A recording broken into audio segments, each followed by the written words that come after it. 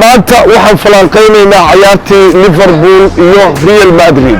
marka Khalid ku soo dhaweey barnaamijkeeda waa ku dhawaaqay qadada waa ku salaamay maadaama ciyaarta Real Madrid iyo Liverpool Champions League final ay sabtiga tahay marka ciyaartaas waa ciyaar kulul laba koox oo waaweyn ba final isku yimid laakiin aniga waxaan rabaa inay badiso kooxda Liverpool Khalid sewa u siin kartaa Liverpool waa badinaysa u leedahay Real Madrid waa big team waa team experience leh meesha way yaqaanaan garoonka way yaqaanaan sida u dheelayaan way yaqaanaan ninka Benzema la dhaho waa the best striker Benzema intaasoo gool lagu dhashay yaa daafacaya Van Dijk ma daafici karaa ninka la dhaho Benzema sababaha uu leeyahay waxaa kamid ah Real Madrid waa big club in the Europe laakiin Liverpool sanadkan ciyaarta qaab ciyaarka ay ku socoto waa team oo Europe idana oo big club Real Madrid inta game ay soo badisay City ay ka soo badisay Chelsea ay ka soo badisay Paris Saint-Germain ay ka soo badisay Bruniga ay ku soo badisay marka fiirno waa koox iska wata nasiibka marka finalka markii yimaado nasiibka uu saacidi karaa laakiin uu maleeyahay inuu nasiibka saacidi doono Van Dijkna waa difaac weyn oo difaac Premier League wada ku jira Benzema striker fiican waay habeenkaas waxay kale leeyihiin waxaan ku sheegayaa ka wareysanayaa Liverpool saddex dhaawac baa ku jira ma soo noqdeen ma ciyaarayaan ka waran ciyaartii FA Cup-ka ku dhaawacmeen waxa kamid ah Fabinho kamid ah Van Dijk baa kamid ah Mohamed Salah baa kamid ah arrintaas see u saameyn doontaa Real Madrid ما دعوة أول ترى لكن إلا حتى لما هو واحد صحيح يعرف يقول وقت بقى كده tomorrow Friday إذا يا لو قدونا ويحي مكة أو إيمان دونه هدين مقنعدان حتى ليفربول عيارتوي كده توقف عن بيستا فاينال كانوا 1 جيم و 90 minute 90 minute واحدة كده لكن مو ملينا هي ريال إنه يسدح أفرد كمان كده سنة كان مو ملينا فوتبول واحد كسوس كده كده لكن أنا وحله good luck ليفربول Khalid aad iyo aad ba u mahadsan tahay waxaan ku soo dhaweynaynaa Cabdikariim ku soo dhawow barnaamijkeena Rio Socdaal waa mahadsan tahay maamulaha Rio Socdaal ahna gudoomiyaha guud ee sportska ee West London qaar ahaan xaafadda Halisden ahna Chelsea taageere كسر واحد سويدين. عيار آدي لو حسين يبغى جرته أو Champions League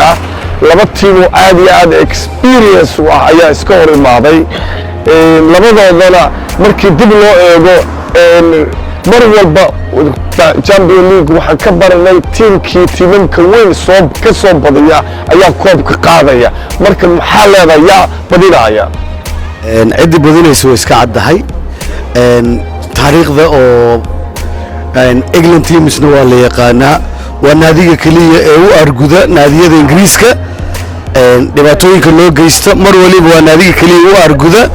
وعيار فاينل كا والنادي كلية أقوى نكسن لنا يوروبيان ليغا أنا هذا نادي قوات عمل لبعض أقوى نكسن دونيدا sida aad ku aragtaba ciyaartooydu waa ciyaartooy aan la celin karin afka hore marka aragtid saddex ruux aan la istaajin karin difaaca wuu baaba'san yahay oo Real Madrid uma malayn karayo inay istaajin karaan saddexda xidig ee Liverpool oo ciyaaraysa inkastoo sanadkii 2018 ay ku guuleysatay Real Madrid si nasiib ah qaladaad xaq farsamo ah oo ka imaaday dhanka goalkeeper-ka laakiin hadda waa markii la siin lahaa cashirkii ugu wanaagsanaa maadaama ay ka soo badisay laba naadi oo Ingiriis ah ay ku soo reebtay semi final iyo quarter final uma malaynayo inay ka qaadayaan 80% waxa kaliya underdog hadda loo yahay waa naadiga Liverpool ayadaana naadiga ku guuleysan karo ama awoodda kaliya ee jirta ee ku guuleysan karta mar iyo laba iyo saddex soo socoto waa naadiga Liverpool sababta aan u leeyahay waa ciyaartooyda hadda u joogto oo aanan la celin karin cabdikariin aad baa u mahadsan tahay aniguba waan isleeyahay sanadkan mar ay ka fiican tahay liverpool ma jirto waa very strong waa attacker weeye 4 nin 3 nin oo khatar ah oo daafacyada adduunka xili kara ma jiro Premier League hataa markii qaadaysa City the best team waxa la siiyay ama tababaraha Klopp baa la siiyay maalintii Premier League la ciyaarayna sanku inii maray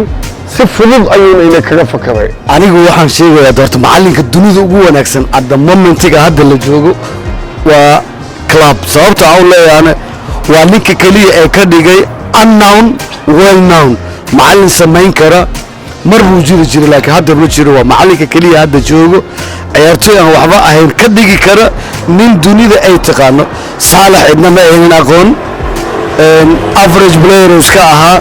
Mane sidoo kale wiilka Diaz sidoo kale Jota sidoo kale Van Dijk oo ah hadda difaaca ugu wanaagsan adduunka asoo unknown ah waa macalinka kaliya samayn kara ciyaartoy unknown ka dhigi kara ciyaartoy caalamka oo idin laga yaqaan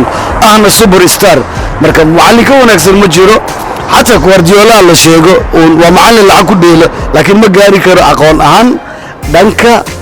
Klopp waa macalinka labaad ee bedelay macalinkii joogi jiray Arsenal ayaa ahaa xilliyadii la soo gaaray markii uu ka tagay Arriva Saki saddex macalin ayaa dunida soo martay number 1 waxa uu ahaa Arriva Saki oo ka dhigay ciyaartoy aan la garanayn ciyaartoy dunida ugu sareysa number 2 waxa ahaa macalinkii Arsenal wuxuu ka dhigay ciyaartoy badan aan la garanayn ciyaartoy well known ah macalinka saddexaad ee number 1 dunida ka ahna waa Klopp mooy haddii kadib wixii soo bixi doona laakiin ilaa iyo hadda qarniga 21aad macalinka iskale oo qarniga 21aad loo magacaabi karo waa macalinka Liverpool macalinka wanaagsan ma uu jiro qarniga 21aad cabdikariin aad baa u mahadsan tahay waxaan u sheegaynaa barnaamijkeeni barnaamijka ugu horeeye weeye wiiglana weeye marka shacab ka mid oo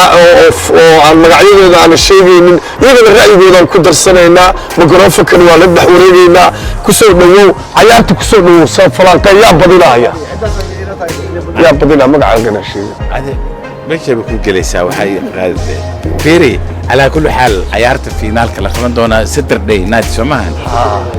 oo Liverpool iyo Real Madrid aragti ahaan aan waxay ugu muuqataa inay qaadi doonto koobkaas Liverpool maxaa ku sababaynaysaa sababaha waxa waaye tababaraha haysta ayaa wuxuu yahay tababara adag sidoo hore uu sheegay Cabdikariin oo hortay iga hadlay waxa uu maleynayaa tababarahan inuu guulo badan gaarsiiyay ciyaartoy yar oo caalamka laga aqoon soo saaray marka habka uu ciyaarayo laakiin nimanka Real Madrid la dhaho last 15 years 20 years meesh garoonka Real Madrid waa joogeen sanad walbana waa joogeen marka iyaguna niman la yaraysan kara ma aha Paris Saint-Germain bay ka soo badiyeen City bay ka soo badiyeen Chelsea bay ka soo badiyeen waxa leeyahay waxa soo Marseille ku soo dhaafeen ilaa hal tiim bay nasiib shaqeynayaan ma Real Madrid koox adag waaye badaraana final timaado Champions League laakiin ciyaalka yar oo wato ninkan ayaa waxay yihiin ciyaal khibrad aan lahayn laakiin training-koodu fiican yahay tababaraha watana tababara qiimo badan u yahay sida awgeed saadaasheedu aan waxay la tahay inuu badanayo Liverpool aad iyo aad baa u mahadsan tahay ninkii Cabdikariin ahaa oo supporting Liverpool ayaa wuxuu dhahay wareedii waxbaan ilaa weeye bal ku soo soco sida hore u sheegtay dunida laba naadi ayaa underdog looga naqday Europe waa naadiga Liverpool iyo naadiga Barcelona 80s markii la dhaho ka soo bilow 78 ilaa 80s naadiga kaliya ee Europe underdog loo ahaa wuxuu ahaa Liverpool markii la soo dhaafay 2000 la imaadayna naadiga kaliya underdog loo ahaana wuxuu ahaa Barcelona labada naadi ee ugu historyga weyn ee underdog loo noqdo waxay ahaayeen laba naadi oo qura waa Liverpool iyo Barcelona Real inkastoo ay ka kooban badan tahay laakiin weli ma ayna dhicin in loo noqdo underdog ma aynan koosgareen Liverpool macallada Real inay laga baqdo 10 sano oo xariir ah waa naadiga awood u yeeshay in laga baqo 10 xariir ah wuxuu ahaa Liverpool iyo Barcelona labada naadi ayaa underdog loo ahaa dunida muddooyinkan dambe cabdikariin aad iyo aad buu mahadsan yahay barnaamijkeennana waa taxano weeye maalin walba waa inii soo daynaynaa labada tiim dheelaysa world cupkana si fiican baa idinkaga sheekayn doonaa dad badan oo taageerayaala codkoodaan la wareegaynaa marka waxaan leenahay nagu taxda nala la socda hana naga harinina marka adoo laba kelmadood dhahaya liverpool iyo yaa badinaya real madrid real maxaa u sababaynaysaa real lena waa u badinaysaa maadaama ay khibrad leedahay khibrad hadda liverpool waad og tahay premier leaguega wuxuu uga fakaday nasiib buu uga fakaday FA Cup way qaaday Carling Cup way qaaday marka kanna dadku waxay qiyaasayaan koobkan iyada iskale marka maxaa leedahay ani ahaanteyda maadaama taageer real aan ahayn khibrad leedahay real madrid sidaas aan leeyahay real dafees koobkan Champions League aad iyo aad baa u mahadsan tahay oday aan magaciisa sheegayn ayaan haddana sii wareysanaynaa oo Saciim Sportia oo muddo badan ka soo shaqaynayay oo hadhowdina taariikh kale nooga sheekayn doona Real Madrid iyo Liverpool yaa badinaya Champions League Liverpool اسمحت كسر بين ريال مدريد سترونج ريال مدريد لما صدح هيك لكن كون تضرب السديد وطلع عياره وقتلها الستا هذه أربعة مع الصناعي كملنا يقول دفاع كملنا يقول هذه أربعة مع سنتي وأنا سلامينا برنامج كيدي فلاكينتي سبورتسكا تشاو